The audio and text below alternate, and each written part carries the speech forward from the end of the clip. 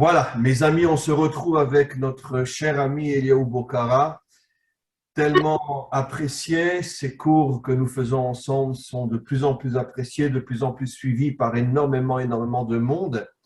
Et aujourd'hui, on est dans le Likutei Moharam, la Torah 47. On continuera, c'est-à-dire on va aujourd'hui faire un passage et puis on continuera dans le prochain cours et on continuera ce même texte. On va commencer depuis le début et Rabbi Nachman parle ici d'une manière très profonde du lien entre la nourriture et la vérité. Je vais lire quelques lignes et après on parlera bien sûr. Alors, Rabbi Nachman explique. Mishéu Meshuka Betavat Achila, celui qui est complètement enfoncé dans, on pourrait dire, le plaisir de la nourriture. Il dit Meshuka, c'est intéressant, Meshuka Betavat Achila. Tu vois, là aussi, il y a quelque chose de très intéressant. Il ne dit pas celui qui aime manger, mais celui qui est, on pourrait dire, enterré dans le plaisir de la nourriture. Ça veut dire que toute sa vocation, c'est uniquement qui fait la nourriture, quoi. Exactement. Il ne parle pas de quelqu'un qui aime manger, parce qu'il faut dire la vérité, le Shabbat, on aime manger. Et quand on a un bon couscous ou pour les Sfaradim ou un bon gefilte fish pour les Ashkenazim, on ne va pas dire qu'on n'aime pas ça, on aime ça. Mais on n'est pas, on pourrait dire, prisonnier, enfoncé. Ce n'est pas notre seule raison de vivre, qu'est-ce que je mange et comment je kiffe, quoi. Là, il parle de quelqu'un qui est meshuka, c'est-à-dire quelqu'un qui est enfoncé dans le plaisir de manger. Exactement. Enlisé dans la gourmandise. Enlisé, exactement. Alors, Keyadoua, Sheurachok Me'emet. Bon, c'est très compliqué ce qu'il dit. Quelqu'un donc dont toute la passion, c'est le plaisir de manger, est très éloigné de la vérité. Obeyadoua, et il faut savoir chez Dinim Shorim Alav que de grands problèmes tombent sur lui. Gamze Siman al Dalut. De même, ça va l'amener à la pauvreté.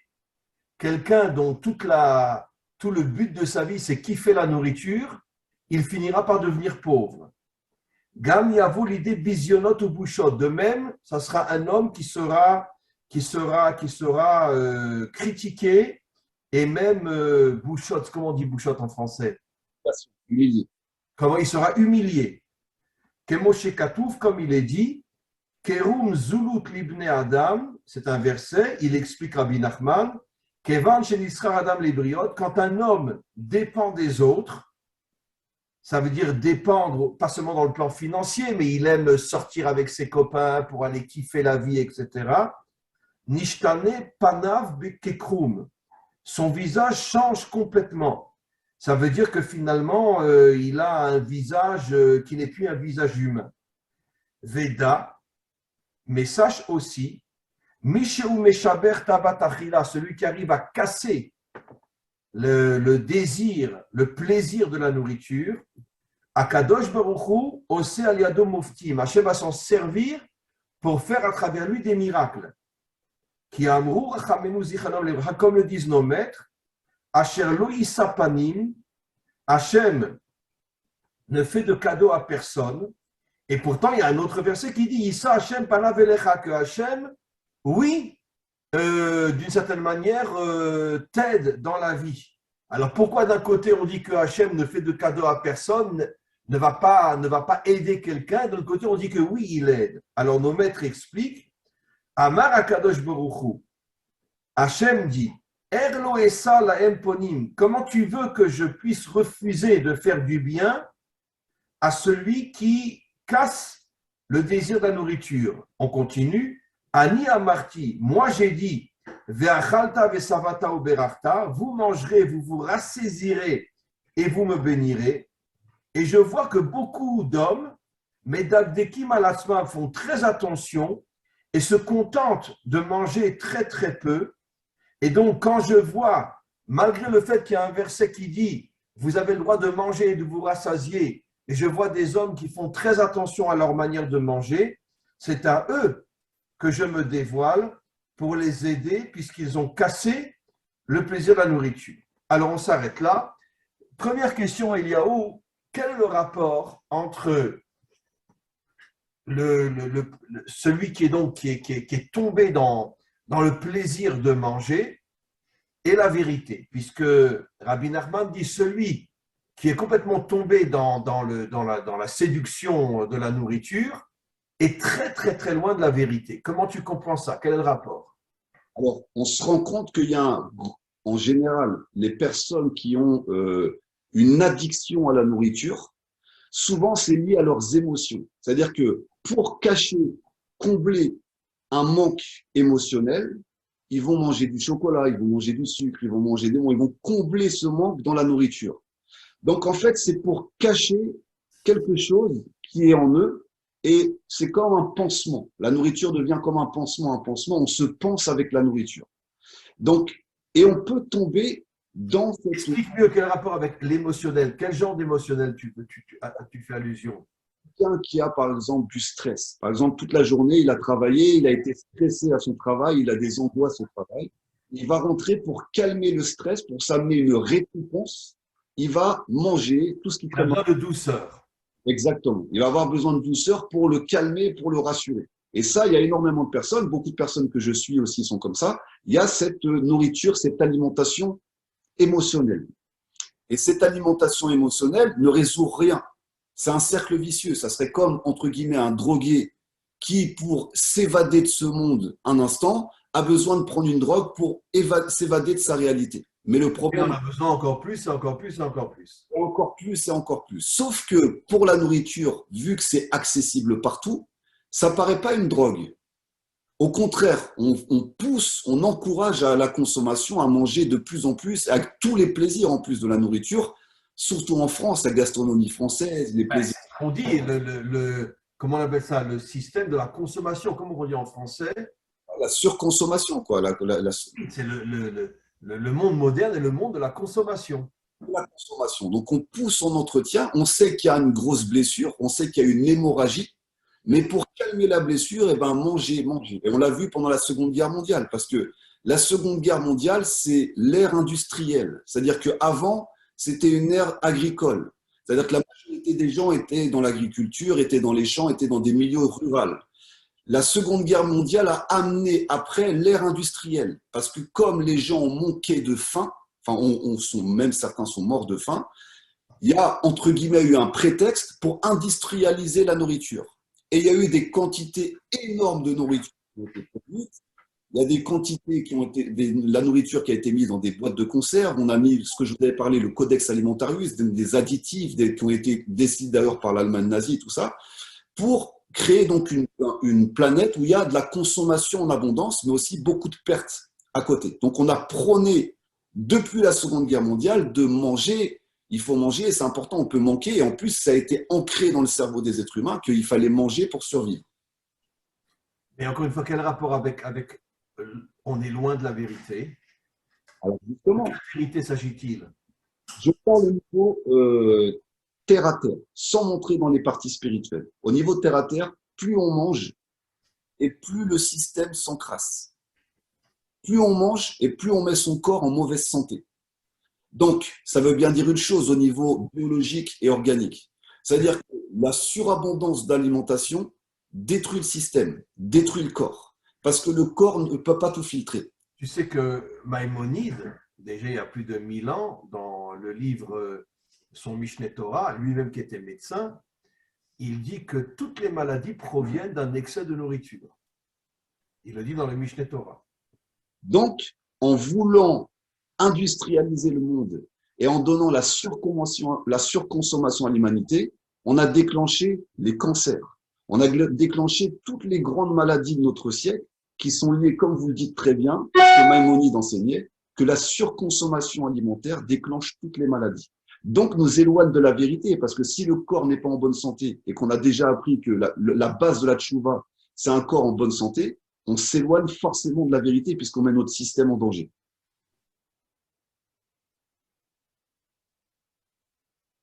On s'éloigne. On s'éloigne de cette vérité parce que le corps… Donc, pour le dire d'une manière très simple, le plaisir de manger, finalement, c'est le culte du corps.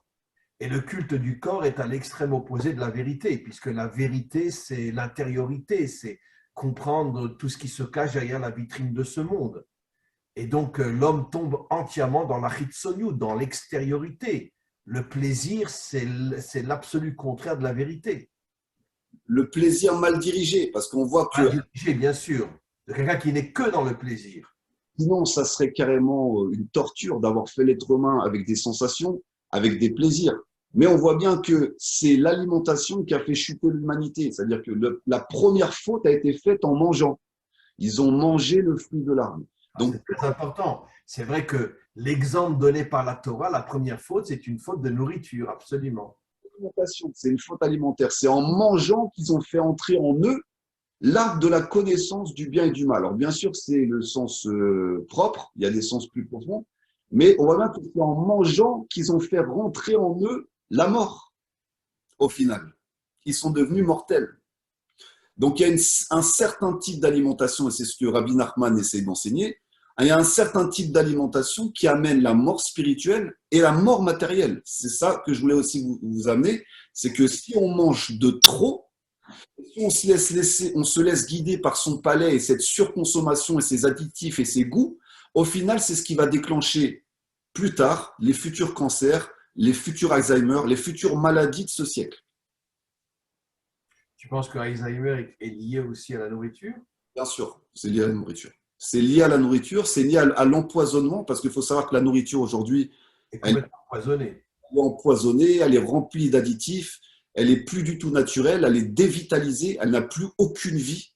Il faut regarder comment les animaux sont tués, c'est horrible, comment ils sont élevés, c'est horrible. Comment l'agriculture intensive avec les pesticides, tout ça, détruit complètement la végétation et nous donne un semblant de goût, parce qu'ils mettent dedans des engrais qui augmentent, qui sont des exauceurs de goût et qui donnent des goûts aux tomates qui ne sont pas du tout le goût original.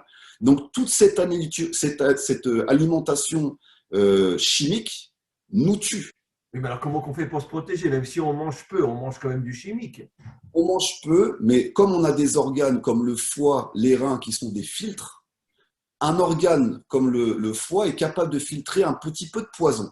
Mais si on lui amène du poison en grande quantité, au bout d'un moment, il est surchargé. Et dans cette surcharge alimentaire, eh ben, malheureusement, il envoie le signal d'alarme et ça déclenche une maladie. Alors que si on mange en petite quantité, eh ben, l'organisme a une capacité de tirer ce qui est encore, entre guillemets, vital et d'extérioriser tout le reste. Mais ça marche qu'avec les petites quantités. Les Asiatiques l'ont très bien compris. En Thaïlande, par exemple, ils vont manger 5 fois par jour des petites quantités alimentaires. Ils vont manger des petites quantités, une petite soupe. Et les Chinois aussi, dans la grande majorité, sont très maigres. Voilà. C'est vrai que les Asiatiques sont très maigres par rapport au monde occidental. Pourquoi? Parce qu'ils mangent peu. Ils mangent peu et c'est la devise, en fait, qui est forte chez eux. C'est que ton aliment soit ton médicament. C'est aussi la devise d'Hippocrate et de Maïmonide.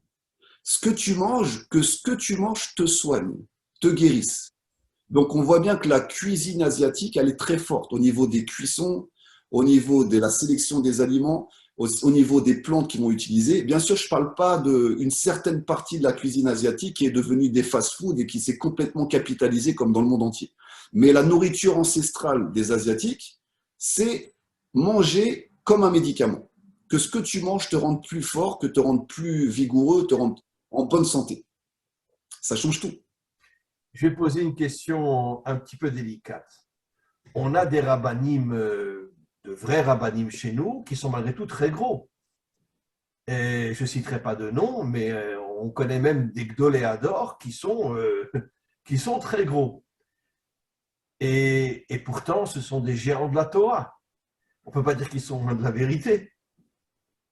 Je sais que je te tends un piège là parce que je ne t'ai pas préparé à cette question. Mais on connaît des rabbinim qui sont bien en chair et qui pourtant sont des gens très brillants dans la Torah. Alors, il y a une chose aussi qui est importante à comprendre sur l'alimentation, c'est qu'il y a 3 types de personnages. Il y a des personnages qui vont recevoir l'alimentation, donc c'est une information, et qui vont la stocker. Donc, c'est des gens qui ont la capacité à prendre sur leurs épaules les informations extérieures, les problèmes extérieurs, le stress extérieur. Donc, eux, quand ils vont manger, ils vont grossir. D'accord? Il y a un type de personnes aussi qui, quand ils vont manger, eux, au contraire, ils vont maigrir. Ils ont beau manger, manger, ils restent toujours très maigres. Souvent, c'est des gens qui sont tournés énormément vers eux-mêmes. Ils n'ont pas la capacité justement de stocker les informations extérieures, donc ils les rejettent directement parce qu'ils sont souvent tournés vers eux-mêmes. C'est deux extrêmes. Il faut bien comprendre comment ça se passe. Peut-être que ces rabbinim, mais on apprend aussi dans la Torah que Moshe Rabbeinu était très fort, avaient une capacité aussi de stocker en eux les problèmes du peuple et donc les problèmes aussi de l'alimentation. Maintenant, si on comprend bien la chose, c'est que même si un grand rave, il a pris du poids, il est fort, il a une grande Torah, mais physiquement, qu'est-ce qui montre au niveau du physique? La chorma des hommes comme Maïmonide ou des grands sages de l'époque, c'était des gens qui étaient équilibrés physiquement et aussi et qui connaissaient toute la Torah. On est parti en exil. Et d'ailleurs, ça me permet d'ouvrir et de faire une brèche encore plus que ce que vous avez dit, Arabe. Comment ça se fait qu'un animal, un poulet par exemple, qui a grandi dans une usine, qui n'a pas vu la lumière, qui a été piqué aux produits chimiques, aux hormones, qui grandit dans des tout petites cages, qui écrase ses pousins et qui grandit entre guillemets dans la mort. C'est un véritable camp de concentration aujourd'hui, ce qu'on fait aux animaux. Hein. Voilà, c'est un camp de concentration. Comment ça se fait qu'un animal comme ça soit cachère? Ça ne devrait pas être cachère, puisqu'il est interdit de faire souffrir un animal dans la Torah. Pendant la mort. Injecter des hormones et des choses comme ça. Voilà. Tu touches un sujet extrêmement, extrêmement juste. Aujourd'hui, on met des étiquettes cachères sur n'importe quoi. Et bon, parce que c'est un animal, entre parenthèses, permis par la Torah. Oui, mais qu'est-ce qu'on lui a fait jusqu'à ce qu'il arrive dans ton assiette? Donc, les rabbinim devraient se retirer de cette cache-route-là. Normalement, ça ne devrait pas être cachère. C'est-à-dire, même s'il a reçu la shrita, l'animal, l'énergie, en plus, à l'époque du Beth Amikdash, les animaux, on était tous des bergers à l'époque. Donc, La nourriture était naturelle à cette époque-là, bien sûr. Il n'y avait pas de produits chimiques. Et on élevait, on avait des troupeaux. Les troupeaux étaient importants. On se déplaçait en fonction des endroits où les troupeaux pouvaient paître. Donc, il y avait cette qualité de l'animal. Donc, et on respectait l'animal du début jusqu'à la fin. Aujourd'hui, comment on peut mettre un tampon cachère sur un animal qui a souffert? Alors, peut-être qu'il a reçu la shrita. Et on ne sait pas comment ça a été fait. Il a souffert, on le sait. Les poulets, quantité d'autres animaux, et c'est de véritables camps d'extermination. Alors, est-ce que c'est cachère? C'est la question. Tu as raison, on devrait interdire la cache-route sur ces animaux-là. Ça ne devrait pas être autorisé. Et les vaches et les moutons qui sont élevés de manière… C'est plus cachère. C'est-à-dire l'animal en lui-même, il ne peut plus nous transmettre la force, il ne peut plus monter de stade en stade. Donc c'est normal que quand on mange une vache remplie de produits et d'injections, bah, ça rentre à l'intérieur de nous et ça défait des poisons. En plus, un animal, la viande, c'est de la mort. Vous le savez bien, Rav, on ne mange pas de lait après la viande. Pourquoi? Alors moi, je me suis toujours posé la question. On peut manger juste avant du lait, boire un verre de lait et se manger une entrecôte 2 minutes après, mais par contre, on ne peut pas boire un verre de lait après avoir mangé une entrecôte. Pourquoi? Parce qu'on sait que le symbole est qu'après la mort, tu ne rajoutes pas de la vie. Il faut un temps. Donc, on voit bien que… Que la viande, c'est un animal tué, alors que le lait, c'est le propre de la vie. C'est censé être le propre de la vie. Et encore, il y aurait des choses à dire sur les produits laitiers. Parce que il y a… Aujourd'hui aussi. De toute façon, tout est perverti et tout est chimique aujourd'hui. Problème. Donc, même un animal élevé de la meilleure façon possible, il est dans un cycle de mort. Donc, quand on le mange et on le met en nous-mêmes, il va déclencher une énergie de mort à l'intérieur de nous. La famille me dit il faut faire attention. Celui qui n'est pas de sadique et qui n'est pas sage, qui mange de la viande, il va descendre au niveau de l'animal. Celui qui est sage, et pour ça qu'à Shabbat, c'est bien de manger la viande, on peut élever l'animal au niveau de l'être humain. Donc, il faut faire attention de ne pas tomber et de ne pas remonter. Il y a tout ce danger. Bon, moi, ça fait des années que je ne mange plus de viande. Voilà. De temps en temps, et j'essaye de manger du poulet bio, mais de la viande, ça fait des années que je n'en mange plus. Parce qu'il y a cette prise de conscience arabe. Donc Rabbi Nachman, il nous l'enseigne bien. Faites attention, cassez vos pulsions animales sur la nourriture parce que ça amène déjà toutes les maladies au niveau réel et au niveau spirituel. Qu'est-ce que tu caches? Et on le voit quand Rabbi Nachman, c'est un adepte des jeûnes. Il a jeûné dans sa vie. Donc, on voit bien qu'il prône beaucoup le jeûne, bien sûr de manière modérée, mais il a beaucoup jeûné. Donc, par le jeûne, il s'est rendu compte de certaines choses aussi. Deuxième point que j'aimerais qu'on aborde, Araf, c'est la manne. Quand on était dans le désert, on a reçu une manne qui était toute fine. Donc, c'était pas du poulet rôti, c'était pas des festins. Pendant 40 ans, avant de recevoir la Torah, on a dû manger une petite nourriture qui recouvrait le sol comme une forme de rosée. Et on a dû se contenter de ça pendant 40 ans dans le désert. Pour casser justement les ta'avot, donc les désirs de la nourriture. Même Hachem, il nous a fait cette alimentation, cette diététique-là. C'est ce que Rabbi Nachman dit après, bon, on le verra dans un prochain cours, que la terre d'Israël est censée nous apporter justement cette direction de savoir comment manger. Donc c'est peut-être pour ça qu'ils ont eu la manne pendant 40 ans avant de rentrer en Israël, pour se préparer justement à être des personnes qui vont manger d'une manière saine. De manière saine, puis pas en grosse quantité. Et au bout d'un moment, ils ont craqué. Ils ont réclamé de la viande. Oui, Ils ont failli retourner en Égypte pour avoir justement, l'Égypte était le symbole de l'abondance, le croissant fertile, tout ça. Donc, au final, quand on est dépendant de la consommation, on est dépendant du système. Quelqu'un qui se contente de très très peu. Et on le voit quand on expérimente les jeûnes, on voit que on ne va pas perdre 50 kilos quand on jeûne. On peut manger très très peu parce que au niveau de la biologie du corps humain, le corps humain ne retient que 18 grammes d'un repas. Donc même si tu manges une entrecôte de 500 grammes et une assiette de frites de 500 grammes, ça fait 1 kilo de nourriture, tu vas retenir que 18 grammes d'aliments essentiels dans ton alimentation. Donc tout le reste part en déchets, ne sert à rien. Donc si on mangeait de manière plus raisonnée, on pourrait avoir une alimentation, une agriculture qui soit plus saine, il y en aurait pour tout le monde, parce qu'on mangerait moins, en moins grande quantité, mais de meilleure qualité. Et il n'y aura plus ces problèmes mondiaux de pénurie alimentaire, de problèmes de sous-alimentation, qu'on voit encore des enfants qui ont la peau sur les os, qui meurent de faim. Comment on peut voir ça aujourd'hui? Comment on peut voir ça alors qu'à côté, ils jettent des tonnes de nourriture? C'est normal que Rabbi Nachman dit qu'on porte des accusations. Pendant que tu es en train de te gaver, à l'autre bout du monde, l'autre, il est en train de mourir de faim. Et comme on est tous interconnectés les uns les autres, il y a un problème. Il y a des accusations qui tombent au bout d'un moment. Moi, ce que je crains le plus, c'est que d'ici quelques années, peut-être pas dans notre génération, mais je crois que la nourriture disparaîtra et qu'on mangera uniquement des cachets. Des Alors, cachets avec de l'énergie dedans et qui feront de nous des robots, quoi. Arabe, à chaque fois, j'aime bien mettre un petit film quand on fait nos échanges.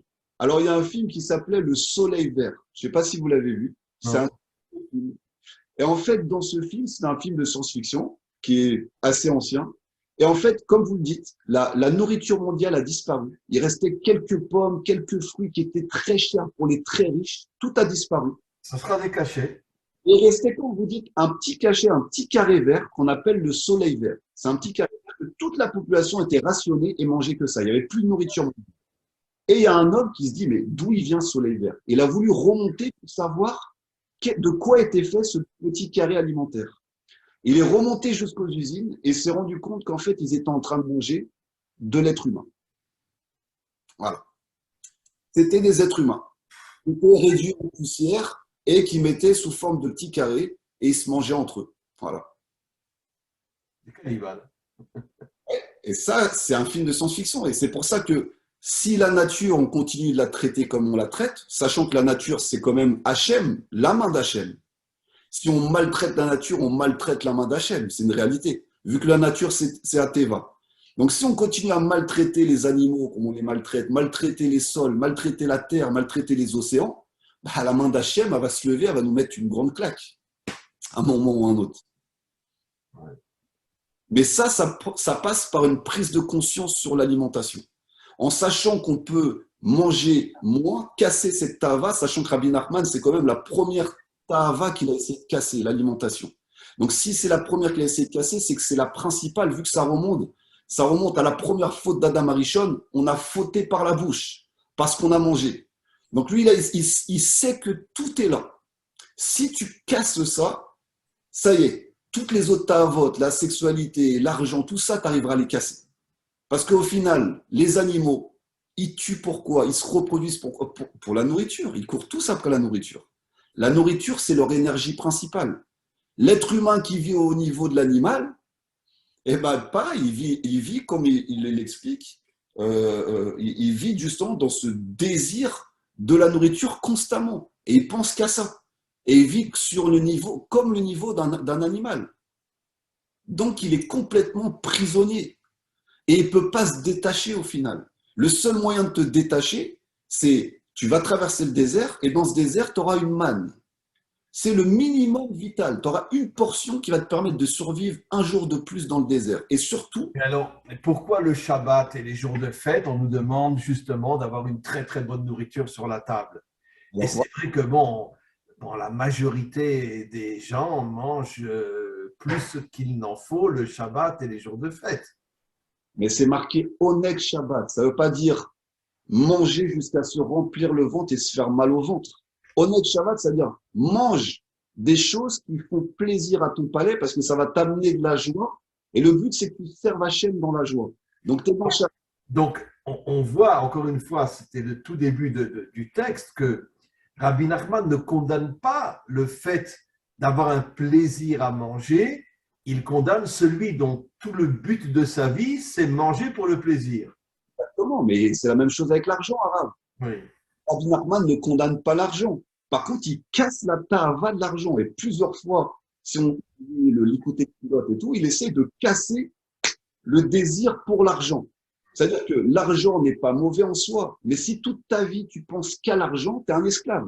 Si toute ta vie tu penses qu'à la nourriture, tu n'es qu'un esclave. Rabbi Nachman, il veut nous rendre libres, comme Moshe Rabbeinu dans le désert. Il veut casser ce qui nous empêche de nous élever. Alors, ça veut dire, finalement, ce n'est pas le plaisir qui est interdit, c'est lorsque le plaisir devient mon idole. Je ne vis que pour lui. Exactement, c'est ça, c'est lui. C'est-à-dire, non, c'est très important ça, parce que certains pourraient croire qu'il faut s'éloigner du plaisir, etc. Non, ce n'est pas du tout l'esprit de la Torah. La Torah ne nous interdit pas d'avoir un plaisir de ce monde. La preuve, comme tu as dit, Oneg Shabbat, le plaisir du Shabbat. Ce que la Torah t'interdit, c'est de faire de plaisir je veux dire, ta raison de vivre. Bah, c'est tout ce qu'on vit aujourd'hui. La société moderne est basée sur le plaisir. Que sur le plaisir. Et vous l'enseignez très bien avec M. Ababou. C'est une société qui nous a par le plaisir. Eux, ils ont choisi comme doctrine que tout va être axé sur le plaisir. Et c'est le pire des esclavages. Parce que si on vient avec toi en te disant en gros, tu vas avoir des chaînes, tu ne pourras pas faire ci, tu ne pourras pas faire ça, c'est la dictature. Là, tu la vois venir, la dictature. Et tu es contre, tu résistes intérieurement, même si tu n'as pas le choix. Tandis que le plaisir, lui, c'est les plus grandes chaînes invisibles qui existent. Mais oui, on le voit. Et d'ailleurs, Bilam Aracha, comment il a eu le peuple d'Israël? Il leur a envoyé les filles de Midian. Il leur a pas envoyé une armée. Ce qui a fait tomber Israël, c'est les filles de Midian, c'est pas l'armée. C'est les filles, absolument. Les filles. Il a tout compris, Willam. Eh oui, il a compris, grâce à Lavan, parce que Lavan leur a dit c'est ça leur point faible. Leur Dieu n'aime pas la débauche. Envoie-leur des femmes, ils vont tomber. C'est ce qu'on appelle l'art de la guerre. Donc, le roi David le savait bien. Vous venez pas avec moi au combat si vous n'êtes pas pur de faute. Sinon, on est mort. Vous allez vous faire avoir par toutes les stratégies. C'était que des justes dans l'armée de David. David ne laissait personne devenir soldat s'il n'avait pas fait une enquête sur lui, comme quoi c'était un homme d'un très haut niveau sur le plan spirituel. Ah oui, sinon ils sont corrompus. Sinon, il va y avoir des pièges de tous les côtés. Donc, un homme qui sait manger et qui sait avoir des relations propres avec sa femme dans une douche qui est sain et qui a un rapport avec l'argent qui est équilibré, qui est pas malsain, il donne le maaser. Tu peux pas l'avoir. Et le serpent peut pas le toucher. Rabbi Nachman, c'est ce qu'il essaie d'enseigner. Mais en même temps, il amène la joie. Si tu fais ça et que tu n'as plus de joie, tu n'as plus de simra, tu bouges plus, tu deviens un religieux fermé et tout, ben non, tu n'as pas compris. Tout ça, c'est fait pour te libérer. Et comment tu jauges, comment tu maîtrises ton alimentation, comment tu maîtrises ton argent, comment tu maîtrises ta sexualité, quel niveau de maîtrise tu as dans tout ça? C'est-à-dire, encore une fois, le plaisir n'est absolument pas interdit. C'est le culte du plaisir qui est interdit. C'est ça l'idolâtrie, finalement, dans tous les domaines. dans le domaine la femme, l'argent, le pouvoir. Il n'est pas interdit d'avoir une femme, il n'est pas interdit d'avoir de l'argent, il n'est pas interdit d'être un dirigeant. Mais ne transforme pas cette chose-là en culte qui est toute ta raison de vivre. Bien sûr, puis C'est ça l'idolâtrie. bien sûr, c'est l'idolâtrie, et c'est l'épreuve de Yosef.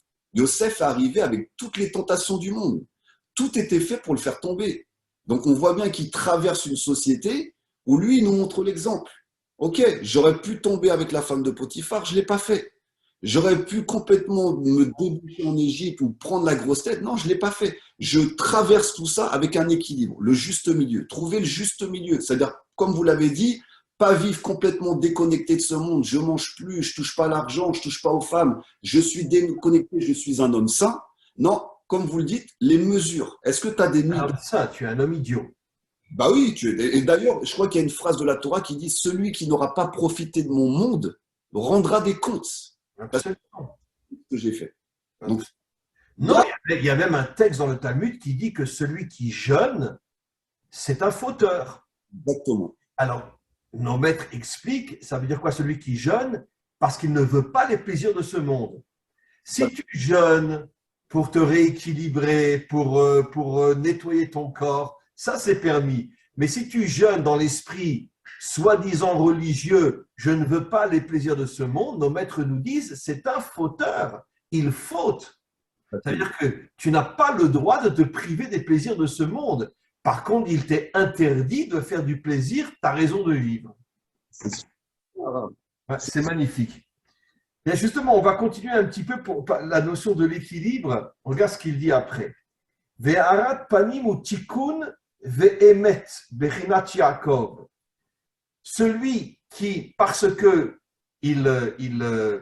comment dirais-je, il est équilibré au niveau de sa nourriture, il mérite que Hachem lui montre sa face, traduit dans un langage moderne, il mérite d'être véritablement connecté à Dieu, et il atteint le Hémet, et il atteint le niveau de Yaakov. C'est quoi le niveau de Yaakov? Kemoshe Katouv, Titen Hémet le Yaakov. Yaakov a reçu la vérité. Veu Bechinat Tefilin. La vérité par rapport au commandement divin, au mitzvot, la mitzvah qui représente la vérité, c'est les tefilin que l'on met tous les matins sur le bras et sur la tête. Qui Yaakov ou Tiferet, voilà exactement ce que tu as expliqué. Yaakov, c'est l'homme de l'équilibre. Klaliut Agvanim, il inclut tous les aspects de la vie. Il ne repousse aucun aspect de la vie, mais il est équilibré dans les aspects de la vie. Il n'est pas contre l'argent, il n'est pas contre le plaisir, il n'est pas contre, etc., etc., mais d'une manière équilibrée. Je te prends parce que ça me fait du bien, mais je ne te sers pas, je ne suis pas ton esclave. D'accord? C'est ça être équilibré. Bechinat tefilin, c'est ça la notion des tefilin. Bechinat tefilin, anikraim PR. Les tefilin sont appelés PR du mot tiferet. Ça veut dire, regarde, on a les tefilin sur le bras, l'action, et sur la tête, le cerveau. Ça veut dire on doit lier la pensée à l'action, être un homme équilibré. Kemoshe Katouf, comme il est dit, Pe'erecha Rachabush, Ve'ikar Ashirut ou Ba Me'emet. Un homme ne peut être un homme riche d'une manière authentique que si c'est un homme émet. Parce que tous les milliardaires sont en vérité de grandes pourritures qui veulent dominer le monde. Mais la vraie richesse dépend de ta capacité à te connecter à la vérité. Comme ce que disent nos maîtres, Kushtakai, la vérité te permet de tenir. Ve'amru chamenu, et nos maîtres disent, Ve'tayiku masher beraglehem zememono she'alavkai, que l'argent qu'un homme a lui permet d'exister, lui permet de se tenir dans ce monde. Ça veut dire encore une fois, là maintenant il parle de l'argent, ce qu'on avait dit tout à l'heure. Rabbi Nachman, de la même manière qu'il ne condamne pas le plaisir, mais condamne le culte du plaisir, il rapporte ici ce que disent nos maîtres, qu'un homme il a besoin d'argent, il a même besoin d'être riche, mais attention, il ne peut être un homme riche que si c'est un homme authentique, un homme vrai, C'est-à-dire que ce n'est pas un homme corrompu, ce n'est pas un homme qui profite de son argent pour dominer les autres, etc. Donc, ça veut dire qu'ici, on voit encore une fois que Rabbi Nachman n'est pas contre l'argent, il est contre le culte de l'argent qui permet à l'homme de vouloir finalement s'approprier le monde entier. D'accord? Comme tous les milliardaires aujourd'hui, tous les riches aujourd'hui, qui sont les plus grandes crapules de ce monde. Mais Alors, tu dis. la définition des données est magnifique. C'est-à-dire que à partir du moment où on fait de l'outil le but, ça devient de l'idolâtrie. Et pour la Torah, c'est pareil. À partir du moment où tu fais des mitzvot le but, tu deviens un idolâtre pareil. C'est-à-dire que tu deviens un homme religieux idolâtre. Parce que si tu penses que les mitzvot sont le but de la Torah, c'est pas le but. Les mitzvot sont l'outil qui vont te permettre d'atteindre le but de la Torah. Et c'est pareil pour l'alimentation. La Torah, c'est la réparation du monde. Un monde de fraternité, un monde de paix, un monde d'unité entre les peuples. Ce n'est pas le but, ce sont les outils. C'est ça qui est important. Et la Torah, la prière, les mitzvot, et la nourriture, l'argent, tout ça, c'est des outils pour te permettre d'arriver au but qui est de faire de ce monde un monde de vérité. Exactement. Et le danger, c'est de faire de l'alimentation le but, de l'argent le but, des mitzvot le but. Dans le monde religieux, dans le monde spirituel, ça crée les religions. Dans le monde matériel, ça crée justement tout le système idolâtre auquel on assiste.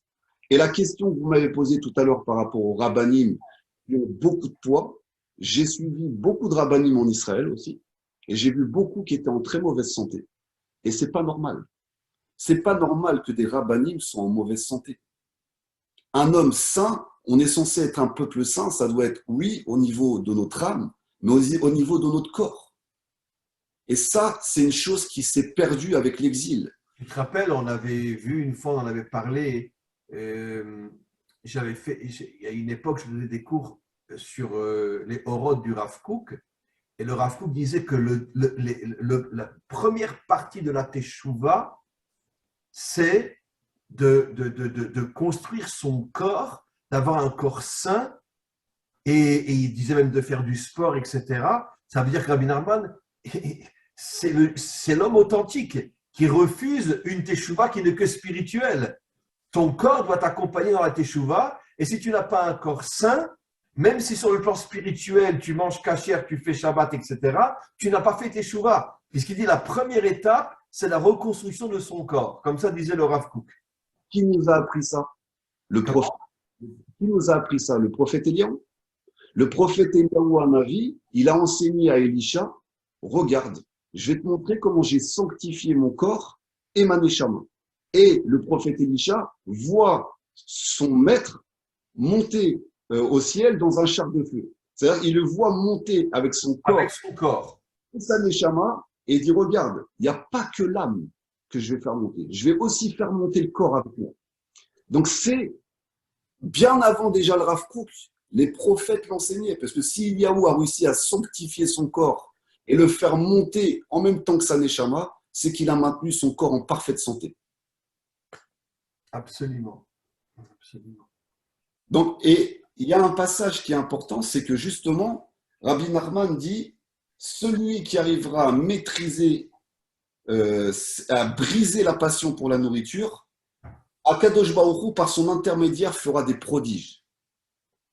C'est-à-dire que par ça, on a une capacité à faire des prodiges par l'intermédiaire. C'est-à-dire que si tu es toujours soumis à tes passions liées à la nourriture… Donc tu es prisonnier de la matière et le miracle, c'est être au-dessus de la matière.